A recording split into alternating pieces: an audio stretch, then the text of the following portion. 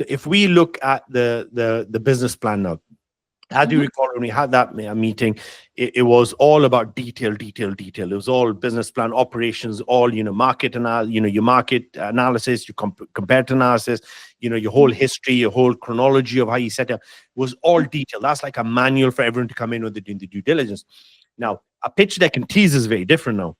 So a pitch deck now is like a movie trailer. So like say you go to the cinema, they're trying to sell this movie to you. So you see the best bits, you kind of think, oh, it looks nice, I want to watch that film. It's exactly what's there with a pitch deck. Everything you've put in your business plan, you now need to just look and see, how do you create that interest? And a lot of people make this mistake as they think, oh, it's a pitch deck, I need to cram everything in. People put so much in. What they don't realize is that investor doesn't have that time to be able to sit down and read through 30 pitch decks in a day. They skim. So 5, 6, 7, 8, 10 pages, 12 pages, whatever it is, 3 words, 4 words, 6 words, 8 words, very little reading, infographic, and it flows. And it's like, the problem, what's the solution?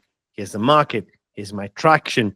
Here's my numbers. This is the money I'm looking for. This is what I'm going to spend it on. This is how you get an exit.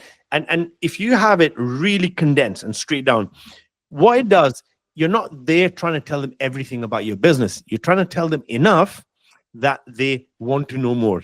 But that enough you give them has to be enough that they are wanting to look and sort of go further and inquire on this. And the reason for that is, if you can understand their thought logic, if something they don't understand, they're not going to bother have that meeting.